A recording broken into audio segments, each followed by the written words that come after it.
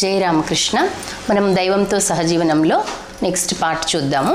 ఇప్పటి వరకు బ్రహ్మానంద స్వామి అంటే రాకాలు వచ్చారు. ఆయన బాల్యము, వివాహము, తర్వాత ఏం జరిగింది, తర్వాత వివేకానంద స్వామితో పరిచయము ఎలా ఉంది, ఆయన సాధనలు ఎలా ఉన్నాయి మనం ముందు ఎపిసోడ్స్లో చూసాం. ఇప్పుడు ఆ సాధనలో అద్భుత శక్తులు ఆయన ఎలా పొందాడు, వాటిని ఎలా ఉపయోగించారు. మామూలుగా కొంతమంది అనుకుంటారు రామకృష్ణ మఠం సాధువులు ఏంటి మామూలుగా ఏదో సేవలు చేస్తూ ఉంటారు, వాళ్ళకి ఏం శక్తులు లేవేమో అనుకుంటారు. కానీ చాలా శక్తులు ఉంటాయండి, కాకపోతే అవన్నీ ప్రదర్శించరు. నిజమైన గురువులు ఎప్పుడు కూడా ఆ సిద్ధులు అవన్నీ వాటి జోలికి వెళ్ళారనమాట. వాళ్ళు రామకృష్ణ వారు కూడా అదే చెప్పేవారు. కొంతమందికి ఒక శిష్యుడికి ఇలా ఇలా చేయి చూపిస్తే ఒకసారి నైట్ టైం వెళ్తూ ఉంటారంట రామకృష్ణ వారు. ఆ శిష్యుడు కలిసి నైట్ వెళ్తుంటే నైట్ కనిపించట్లేదు కదా దారి అని చెప్పేసి ఆ శిష్యుడు ఏం చేస్తాడు, అరిచేయిని ఇలా చూపిస్తే టార్చ్ లైట్ లాగా వస్తుందంట ఆయన చేతిలో నుంచి. అప్పుడు రామకృష్ణ వారు ఏమంటారు, గొప్పగా ఫీల్ అయిపోలేదు రామకృష్ణ వారు, వెంటనే సరిచేశారు. ఏమన్నారు, ఆ సిద్ధి నీకు వచ్చింది కదా, దాన్ని అక్కడ ఆపేసేయి, దాన్ని ఉపయోగించొద్దు అని చెప్పారంట. సిద్ధులు ఎప్పుడైతే మనకు కూడా అంటే వాక్ సిద్ధి అంటారు కదా, ఇప్పుడు ఈ మాత్రం మాట్లాడుతున్నామంటే అమ్మవారి దయ వల్ల ఎంతో కొంత గురువుల దయ వల్ల కొంచెం మాట్లాడగలుగుతున్నాం అనమాట. ఒక్కొక్క సిద్ధి వస్తుంటుంది, అణిమా సిద్ధి, గరిమా సిద్ధి ఇవన్నీ అంటారు కదా మనకి లలితా సహస్రనామంలో. అట్లా సాధన చేసినప్పుడు, మంత్రజపం చేసినప్పుడు, ధ్యానం చేసినప్పుడు మనకు ఆత్మవిచారణ చేసే కొద్దీ కొన్ని శక్తులు వస్తుంటాయి. కాకపోతే వాటిని మానవ కళ్యాణానికే వాడుతారు ఇలాంటి వాళ్ళందరూ కూడా. సో కాకపోతే ఇప్పుడు ఉన్న సమాజంలో కొన్ని ఇబ్బందులు కూడా ఉన్నాయి మనకి ఇలాంటి శక్తులతో. కొంతమంది అమాయకుల్ని బురుడి కొట్టించడము, ఏదో గాల్లో ఏదో ఇవి సృష్టించడం అవి సృష్టించడం ఇలా చేస్తున్నారు.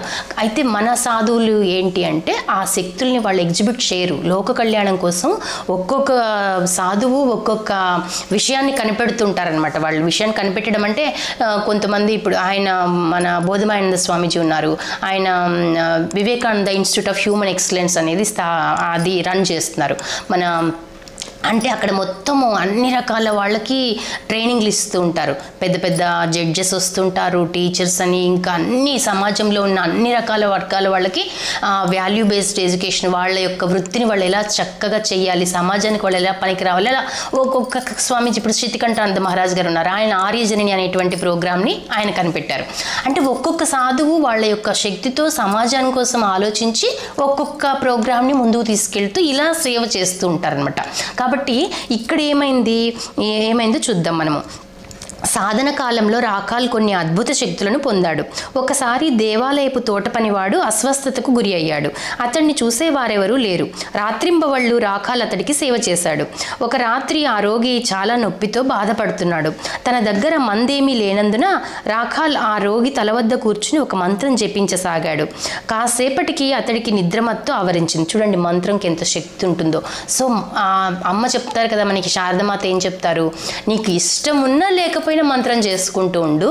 ఎలా అంటే ఇప్పుడు నువ్వు నదికి వెళ్ళావనుకో, నువ్వే వెళ్ళి నదిలో పడ్డా నీ బట్టలు తడిచిపోతాయి, లేదా ఎవరైనా ఒకరు వచ్చి తోసారనుకో అలా అయినా నీ బట్టలు తడిచిపోతాయి. కాబట్టి అలాగే నీకు జపం ఇష్టం లేకపోయినా మనసు ఒక్కొక్క రోజు వేషాలు వేస్తూ ఉంటుంది. మన మనసు ఈరోజు ఏం సాధన చేస్తానులే, రేపు చేద్దాంలే, నిన్న బాగానే చేసుకున్నాంలే ఫీల్ అయిపోతుంటాం. మనం చాలా గొప్ప సాధకులని మనం ఫీల్ అయిపోతుంటాం. కాబట్టి అమ్మ ఏం చెప్తారు, నీకు ఏ రోజు ఎలా ఉన్నా, ఆరోగ్యం బాగున్నా లేకపోయినా, మనసు బాగున్నా లేకపోయినా జపం చేయడం మానద్దు అంటారు.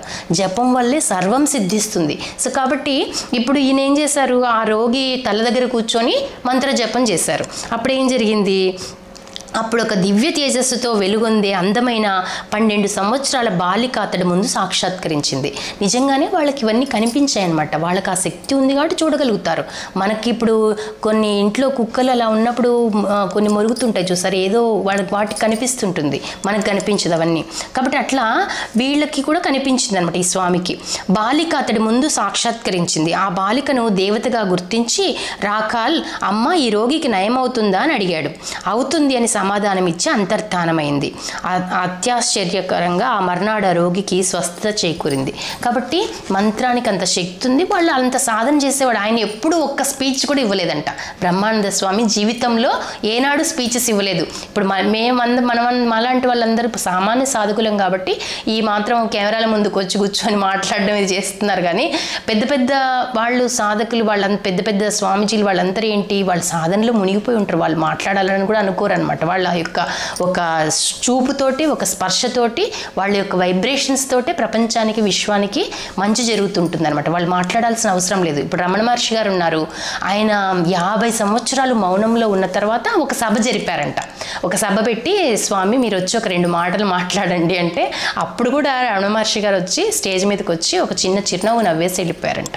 అంతే. ఎందుకంటే ఆయన అనుష్ఠానం చేస్తున్నారు, రోజు ఎలా జీవిస్తున్నారో అందరూ చూస్తున్నారు కదా. ఎర్లీ మార్నింగ్ 2 o'clockకి ఆయన లేచేవారు, ఆయన దినచర్య మొదలయ్యేది, అంతా చూసుకునేవారు. అట్లా కాబట్టి వీళ్ళందరూ ఎలా ఉండాలో జీవించి చూపించారనమాట. ఇంకా రాను రాను చాలామంది స్వామీజీలు వస్తారు మనకి, తుర్యానంద స్వామి అని. ఇట్లా వాళ్ళందరూ వివేకానంద స్వామి చెప్తారు తుర్యానంద స్వామి గురించి అయితే, ఈయన వేదాంతానికి ఈయన ప్రతిరూపము, ఈయన జీవించి చూపించారు, నాకంటే కూడా చాలా గొప్పగా జీవించారు అని చెప్తారు స్వామీజీ. కాబట్టి ప్రతి స్వామీజీలో కొన్ని గొప్ప గొప్ప లక్షణాలు ఉన్నాయన్నమాట. మనం అదన్నీ మన జీవితానికి అప్లై చేసుకోవచ్చు. కాబట్టి ఇక్కడ ఏమర్థం చేసుకోవాలి, మంత్ర జపాన్ని ఎప్పుడు నెగ్లెక్ట్ చేయకూడదు సాధకులు అనేవాళ్ళు అనేది మనం ఇక్కడ అర్థం చేసుకుందాం. తర్వాత ఏం చెప్తున్నారంటే, తన శిష్యులు మనోవాక్కాయాలలో ఐక్యంగా ఉండాలని శ్రీరామకృష్ణులు ఎల్లప్పుడూ నొక్కి చెప్పేవారు.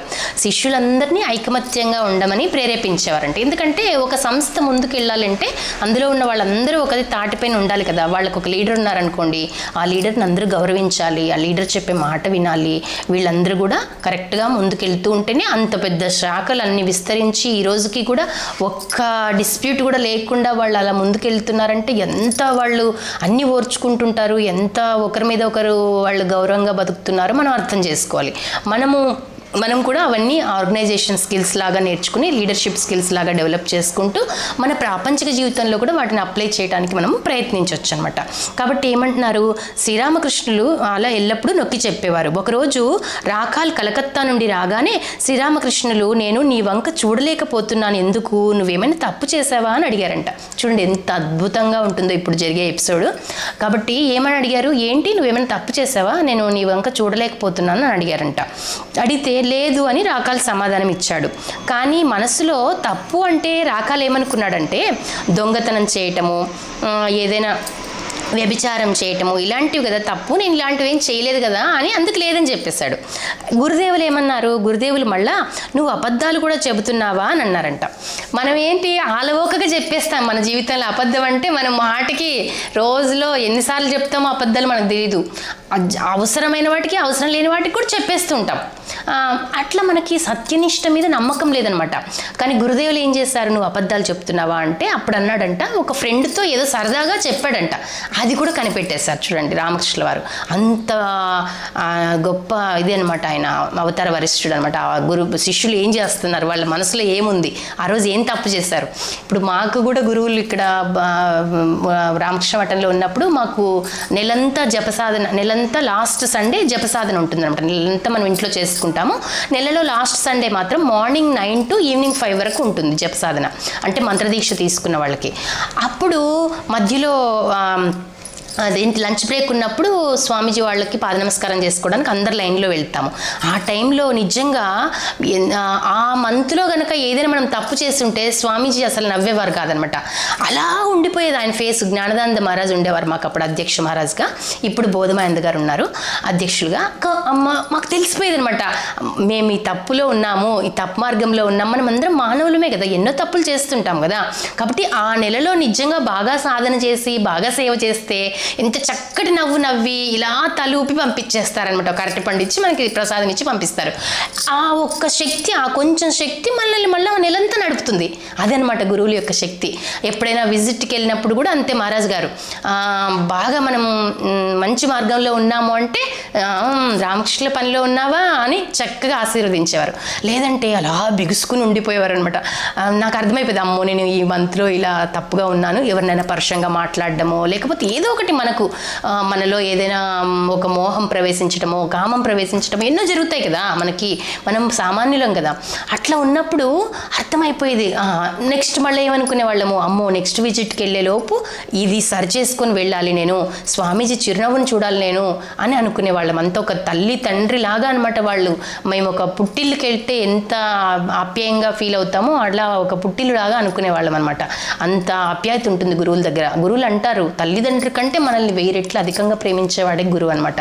మనం చేసే అన్ని తప్పుల్ని క్షమించేస్తారు. మన తల్లిదండ్రులు అనుకోండి ఏదైనా తప్పు చేస్తే ఇలా చేసేసావే, నా మర్యాద తీసేసావు, నా పేరు చెడగొట్టేసావు అంటారు. కానీ గురువులు అలా కాదు. వాళ్ళకి తెలుసు సాధనలో వీళ్ళు సామాన్యులు, పాపం ఏదో ప్రయత్నం చేస్తున్నారు, వీళ్ళు తప్పు చేశారు, వీళ్ళని సరి చేయాలని అనుకుంటారు అనమాట.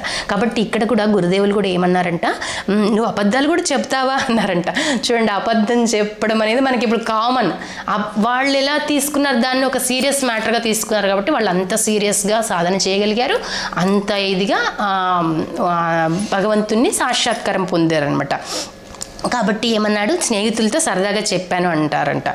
అప్పుడు శ్రీరామకృష్ణులు ఇంకెప్పుడు ఆ విధంగా చేయకు, అంధకార బంధురమైన ఈ కలియుగంలో సత్యసంధతే అసలైన నిజమైన ఆధ్యాత్మిక సాధన అన్నారంట.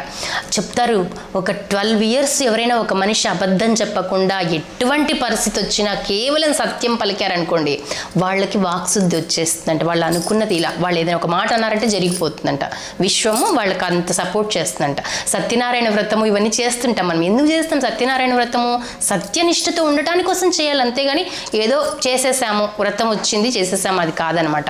దాని యొక్క వెనకాల రహస్యాన్ని తెలుసుకుని మనం సాధనలో అనుష్ఠించగలగాలి.